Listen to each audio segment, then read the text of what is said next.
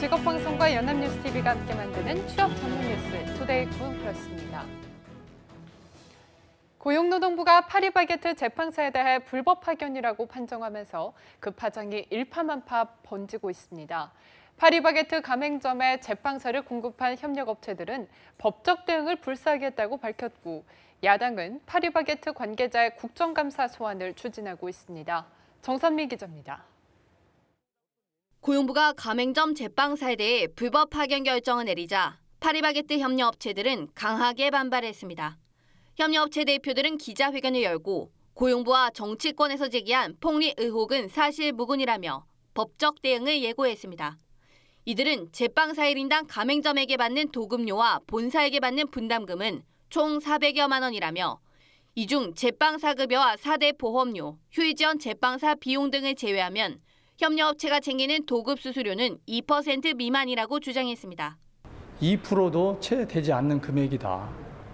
그 금액은 저희도 실제로 운영이 어려워서 수차례 크라상이나 점주협의회에 인상을 요청한 바도 있고 한데 터무니없이 1인당 몇백만 원이다 이런 부분은 이정미 정의당 대표는 자유한국당과 바른정당이 불법 파견을 저지른 파리바게뜨를 싸고 돈다고 지적하며 국정감사에 허영인 SPC 그룹 회장 등을 증인으로 부르겠다고 말했습니다. 한편 노동부는 브리핑을 열고 제빵사 직접 고용 시정 지시는 파리바게뜨에 국한된 것이라며 파문 확산을 경계했습니다. 이는 파리바게뜨 감독 결과가 프랜차이즈 산업, 제조업 등 다른 업계까지 영향을 미칠 수 있다는 우려에 대해 선을 긋는 것으로 풀이됩니다. 연합뉴스TV 정선미입니다. 인구 고령화로 의료 인력의 수요는 더 늘어날 전망이지만 우리나라 의사 수는 여전히 부족한 것으로 드러났습니다. 경제협력개발기구 회원국 중 최하위에 불과한데 그나마도 대도시 쏠림이 심하고 그렇다고 뾰족한 의사 인력 확충 대책도 없는 실정입니다. 김장현 기자입니다. 우리나라의 의사 수는 재작년 기준 인구 1000명당 2.2명, 경제협력개발기구 OECD 회원국 중 최하입니다. 이마저도 한의사를 포함한 겁니다. OECD 최고인 오스트리아의 5.1명엔 절반도 안 되는 것은 물론 OECD 회원국 평균 3.3명에도 크게 못 미칩니다.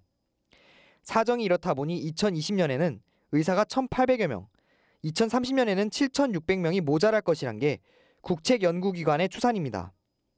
전체 수도 부족하지만 지역 간 의료 인력 쏠림 현상도 심각합니다. 2014년 기준 인구 10만 명당 의사 수를 지역별로 보면 경북은 116명, 울산은 123명인데 반해 서울은 267명으로 지역 간 2배 이상 차이를 보였습니다. 하지만 정부는 의사협회의 반발 등으로 의사 인력 공급 확대 방안은 손도 못 댄 채 현재로선 간호사 인력 공급 확대 계획만 준비하고 있습니다. 신규 배출 인력의 단계적 확대와 함께 간호사 근무 환경 및 처우 개선 등을 통해 경력 단절을 방지하고 장기 근속을 유지할 수 있는 방안을 마련하여 금년 중 발표할 계획입니다. 부족한 의사 수를 늘리고 의료 취약지 의사 부족을 막으려면 일정 기간 공공 분야나 의료 취약지 복무를 전제한 이과대학 신설이나 공중보건 장학제도 같은 획기적 대안 마련이 시급하다는 지적입니다. 연합뉴스TV 김장현입니다. 백운규 산업통상자원부 장관이 취임 이후 처음으로 외국인 투자기업들을 만나 고용 확대를 요청했습니다. 백 장관은 오는 26일 서울 하얏트 호텔에서 열린 외국인 투자기업 간담회에서 대내외 여건에도 불구하고 한국은 기초 경제 여건이 튼튼한 매력적인 투자처라며 지금이야말로 다시 도약하는 한국 경제에 투자할 시점이라고 강조했습니다. 또 양질의 일자리를 만드는 기업에는 조세 감면과 입지 지원, 현금 지원 등 3가지 인센티브를 최대한 제공하겠다고 밝혔습니다. 제조업체 5곳 중 2곳꼴로 내년 채용 규모를 올해보다 늘릴 계획인 것으로 조사됐습니다. 한국은행이 발간한 지역경제보고서에 따르면 제조업체 중 52.3%는 내년 채용 계획이 있었고 전체 제조업체의 38.9%는 채용을 늘릴 계획이라고 답했습니다. 반면 채용 축소 계획을 밝힌 업체는 16%에 그쳤습니다. 업종별로는 정보기술업종 기업의 70%가 채용 계획이 있다고 답해 가장 비율이 높았고 유화, 정제업종이 61.5%로 그 다음이었습니다. 이번 조사는 한은의 15개 지역본부가 전국 대기업과 중소기업 279개사를 대상으로 실시했습니다. 정부가 과학기술 인재 육성을 위해 오늘 2022년까지 인재 육성 모델 시범 개발, 우수 이공계 인재 지원 등 9가지 중점 과제를 추진하기로 했습니다. 과학기술정보통신부는 25일 4차 산업혁명 역량 확충과 세상 연결 강화를 목표로 향후 5년간 추진될 과학기술 인재 정책을 발표했습니다. 과기정통부는 교육부, 고용노동부 등 인력 양성 관련 부처를 선도할 수 있는 지원 프로그램을 마련하고 과학기술인이 정당한 대우를 받을 수 있는 환경을 조성해 4차 산업혁명에 대응할 계획입니다. 정부가 저성과자 해고 등 쉬운 해고 논란이 일었던 양대지침을 폐기했습니다. 지난해 양대지침 도입으로 노사정 대화가 중단됐던 만큼 이번 폐기 선언이 사회적 대화를 복원하는 계기가 될 수 있을지 주목됩니다. 박수주 기자입니다. 양대지침은 박근혜 정부가 지난해 1월 발표한 것으로 일반 해고와 취업규칙 변경 요건 완화 등을 담고 있습니다. 저성과자 해고가 가능하고 근로자에게 불리한 사규라도 사회통념상 합리성이 있으면 노조나 근로자 과반의 동의 없이도 바꿀 수 있도록 했습니다. 문재인 정부는 이를 공식 폐기하기로 했습니다. 도입 당시 사회적 공감대 없이 강행된 측면이 있고 이후 한국노총이 노사정위원회를 탈퇴하는 등 노사정 대화 단절과 사회적 갈등의 원인이 됐다는 판단입니다. 법적 효력이 없는 양대지침을 근거로 공공기관과 공기업 254곳 중 80곳이 노사 합의 없이 성과연봉제를 밀어붙인 탓에 수십 건의 민형사상 다툼이 진행 중이라는 점도 지적했습니다. 노동이 존중받는 사회를 위한 사회적 대화 복원이 물꼬가 트일 수 있을 것으로 기대합니다. 노동계는 일단 환영의 뜻을 밝혔습니다. 노사정 대화 재개를 희망하는 목소리도 일각에서 터져나왔습니다. 그러나 한국노총은 아직 노사정의 복귀를 언급할 단계는 아니라며 신중한 모습을 보였습니다. 양대지침 폐기는 최소한의 조건일 뿐 그간 후퇴한 노동기본권 보장과 사측에 유리한 노사정의에 이른바 기울어진 운동장 구조를 바로잡는 정부의 노력이 더 필요하다는 설명입니다. 한국노총은 26일 기자회견을 열고 사회적 대화와 관련한 제안을 내놓을 예정입니다. 연합뉴스 TV 박수주입니다. 중국의 사드 보복이 계속되면서 중국을 대신할 포스트 차이나 시장을 두드리는 기업들이 늘고 있습니다. 제조업체들은 인도를 새로운 생산기지로 주목하고 있고 유통업체들은 몽골 등 신시장으로 눈을 돌리고 있습니다. 김동욱 기자입니다. 중국 시장에서 고전하고 있는 국내 기업들이 인도를 새로운 생산기지로 주목하고 있습니다. 13억의 풍부한 내수 시장과 연 7%대의 높은 성장세 때문입니다. 인도 내 내수 2위, 수출 1위 기업으로 자리 잡은 현대차는 전략 차종 개발과 시설 투자에 속도를 내고 있습니다. 삼성전자는 7천억 원을 들여 현지 공장을 증설해 인도 내 휴대전화와 냉장고 생산을 2배로 늘릴 계획입니다. LG전자는 내년까지 11조 원 규모의 LCD 공장 설립을 추진 중입니다. 인도도 수레시 프라부 통상산업부 장관이 최근 방한해 우리 기업의 진출을 장려하는 등 적극적인 모습입니다. We have created a new program called Korea Plus to help Korean companies do their handholding, to take them to the logical end, to get over all the possible hurdles they may encounter in India. 유통업계는 신시장인 몽골 등으로 눈을 돌리고 있습니다. 올해 안에 중국에서 철수할 예정인 이마트는 몽골 2호점인 호롤로점을 곧 개장합니다. 롯데리아는 몽골 시장에 처음 문을 두드립니다. 롯데리아는 현지 업체와 몽골 진출 프랜차이즈 협약을 맺고 향후 5년 동안 20개 매장을 열 계획입니다. 몽골 자체가 이제 한국에 대한 되게 이해도도 높고 또 친밀도가 되게 높습니다. 그리고 이제 경제 성장률이 높기 때문에 저희가 이번에 진출을 하게 되었습니다. 중국의 사드 목리가 그치지 않으면서 우리 기업들이 신시장 개척에 박차를 가하고 있습니다. 연합뉴스 TV 김동욱입니다. 우리나라를 대표하는 삼성전자나 현대기아차의 브랜드 가치는 어느 정도이고 또 세계적으로 몇 등이나 될까요? 삼성전자가 세계 6위를 기록해 우리나라 기업 중에는 유일하게 톱10에 들었고 현대차와 기아차도 각각 35위, 69위를 기록해 100대 기업의 이름을 올렸습니다. 홍정원 기자입니다. 우리나라 기업의 브랜드 가치는 세계 속에서도 높은 평가를 받았습니다. 삼성전자는 세계적인 컨설팅 전문업체 인터브랜드가 발표한 2017년 글로벌 100대 브랜드 순위에서 6위를 차지했습니다. 6년 연속 글로벌 톱10에 오른 겁니다. 삼성전자는 2012년 처음 글로벌 톱10에 진입한 뒤 올해까지 상승 추세를 이어가고 있습니다. 인터브랜드는 기업의 재무 상황과 마케팅 등을 종합적으로 고려해 매년 글로벌 100대 브랜드를 발표하고 있습니다. 인터브랜드가 평가한 삼성전자의 브랜드 가치는 562억 달러, 약 63조 5천억 원입니다. 올해 평가에선 갤럭시 노트 7 발화 사고 위기를 빠르게 극복했다는 점을 긍정적으로 평가받았습니다. 현대자동차도 132억 달러, 14조 9천억 원으로 35위를 기록했습니다. 현대차는 2015년부터 30위권을 유지하고 있습니다. 인터브랜드는 더 많은 사람이 누릴 수 있는 미래 모빌리티를 구현하기 위해 지속적으로 노력하고 있다고 평가했습니다. 기아자동차도 2년 연속 글로벌 60위권에 이름을 올렸습니다. 기아차의 브랜드 가치는 67억 달러, 7조 4천억 원으로 전체 브랜드 가운데 69위를 기록했습니다.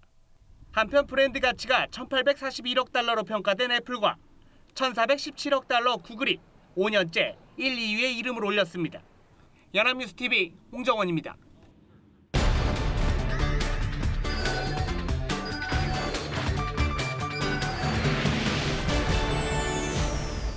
네, 사회적으로 핫한 이슈를 키워드로 알아보는 핫키워드 시간입니다. 오늘도 구보나 캐스터와 함께합니다. 안녕하세요. 안녕하세요. 핫키워드 시간입니다. 경제 불황이 계속되는 가운데 문제가 되는 것이 바로 가계빚입니다.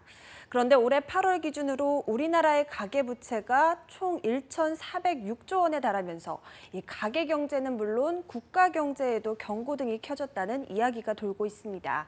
그래서 오늘 핫키워드에서는 우리나라 가계부채의 실태와 문제점을 알아보고자 합니다. 네, 그런데 얼마 전까지만 해도 가계부채가 1,388조 원인 걸로 알고 있었는데요. 그런데 그 사이에 벌써 1,400조 원을 넘어섰다고요? 네, 맞습니다. 정확히 말하면 1,388조 3천억 원으로 이 수치는 지난 6월 한국은행이 발표한 가계신용 잔액인데요. 가계신용이란 가계부채를 포괄적으로 보여주는 통계라고 할 수 있습니다. 가계가 은행, 보험사, 저축은행, 대부업체 등 각종 금융기관에서 받은 대출과 결제 전의 카드 사용 금액까지 모두 합산한 금액인데요. 이러한 가계부채는 장기적으로 민간 소비를 위축하고 금융 안정을 훼손할 수 있는 위험 요인으로 평가가 되고 있습니다. 그런데 올해만 해도 5월에는 10조 원, 6월에는 7조 8천억 원, 7월에는 9조 5천억 원, 8월에는 8조 8천억 원으로 이렇게 4개월 동안 가계부채가 총 36조 1천억 원으로 증가세가 계속되면서 어느새 가계부채가 1,400조 원을 넘어서게 된 겁니다. 네, 사실 1,400조 원이라는 수치가 쉽게 와닿지는 않는데 예전에는 이 정도까지 가계부채가 높지는 않았나 봐요. 네, 그렇습니다. 한국은행이 자유한국당 심재철 의원에게 제출한 국정감사 자료에 따르면요. 이 가계부채는 2012년에 905조 원에서 2013년에는 960조 원, 2014년에는 1,025조 원, 2015년에는 1,138조 원, 지난해는 1,269조 원으로 이렇게 최근 5년간 총 55.3%가 증가한 것으로 나타났습니다. 그런데 지난해 한국은행이 발표한 이 한국의 GDP 규모는 1,637조 원으로 이렇게 봤을 때 현재 우리나라의 GDP 대비 가계부채 비율은 OECD 국가 평균 72.4%보다 높은 85.8%인 셈이 됩니다. 네, 이렇게 보니까 정말 급속도로 가계부채가 늘어났다는 걸 알 수가 있네요. 이 정도면 각 가구의 부채액은 얼마나 늘어난 건가요? 네, 최근 5년간 가구당 평균 가계부채액 현황을 보면요. 2012년 3,684만 원에서 지난해 4,686만 원으로 급증을 했다고 합니다. 이 중 3개 이상의 금융기관에서 대출을 이용하거나 이 소득이 하위 30%인 저소득층, 이 신용등급이 7에서 10등급인 저신용자를 뜻하는 이 취약 차주의 가계부채액은요. 2012년엔 84조 8천억 원이었던 것이 2015년에는 73조 5천억 원으로 줄었다가 올해 6월 현재는 80조 4천억 원으로 다시 증가했다고 하는데요. 이로 인해서 2014년에는 30만 8천 가구였던 이 고위험 가구 수도 지난해에는 31만 5천 가구로 늘었고요. 이들의 금융부채액도 54조 9천억 원에서 62조 원으로 급증한 것으로 나타났습니다. 네, 무엇보다 가장 큰 문제가 되는 건 취약차주의 대출이 늘어났다는 것이 아닐까 싶어요. 네, 그렇습니다. 이 취약차주 대출은 지난해 말에 비해서 1조 9천억 원이 늘어나서 이 전체 가계대출의 6.1%를 차지했는데요. 여기에서 석지연 아나운서의 지적대로 더 큰 문제가 발생합니다. 앞으로 금리가 오를 경우에는 이 취약차주가 원리금 상환을 할 때 부담이 더 커질 수 있기 때문입니다. 이 취약차주의 경우에는 신용등급이 낮기 때문에 은행보다 비은행권에서 대출을 받은 경우가 많은 편인데요. 실제로도 은행에서 대출을 받은 취약차주는 불과 32.7%이지만 비은행권 대출을 받은 취약차주의 비중은 67.3%로 무려 34.6%가 더 많다고 합니다. 결국 금리가 높아지면서 비은행권에서 대출을 받는 이들의 갚아야 할 돈도 상대적으로 더 많아진다는 거죠. 네, 이러한 상황에서 금리까지 높아지고 또 대출을 제때 갚지 못하면 채무 불이행자가 되는 거잖아요. 네, 맞습니다. 실제로 2014년 새로 채무 불이행자가 된 39만 7천 명을 3년 6개월이 지난 올 6월까지 추적한 결과 불과 절반도 되지 않는 48.7%, 즉 19만 4천 명만이 신용을 회복했다고 하는데요. 이때 1년 이내에 신용을 회복한 사람의 비중은 60.5%, 1에서 2년은 21.8%, 2에서 3년은 15.4%인데 비해서 3년 이상은 2.3%에 그친 것으로 나타났습니다. 또 이 채무 불이행자 대비 신용 회복자 비율을 가리키는 신용 회복률도 1년 이내는 29.5%에서 3년 이상은 1.1%로 급락한 것으로 나타났는데요. 다시 말해서 채무 불이행에 빠진 뒤 3년을 넘어가면 신용을 회복하기 어려운 수준이 된다는 뜻입니다. 네, 이렇게 보면 장기화된 채무 불이행 등이 가계부채가 증가한 원인 중 일부가 되겠네요. 그런데 아직 이해가 안 되는 부분이 아무리 이 채무 불이행이 늘어났다고 하더라도 이렇게까지 가계부채가 급속도로 증가할 수 있는 건가요? 이 채무를 갚지 못하는 사람뿐만 아니라 다른 여러 가지 원인이 있기 때문입니다. 지금까지 우리나라는 오랜 시간 동안 저금리 시장이 유지됐고 이를 토대로 부동산 시장이 활성화될 것이라는 관측 하에서 무리하게 대출을 받아서 부동산을 산 사람들이 많기 때문입니다. 하지만 생각보다 부동산 시장과 경제가 침체된 지금 대출만 늘어나는 경우가 생기게 된 건데요. 더욱이 6.19 부동산 대책으로 인해서 7월부터 대출 규제가 강화돼서 그전에 대출을 받으려는 이른바 막차 타기도 대출 급증의 한 원인이 있었다는 분석이 나오고 있습니다.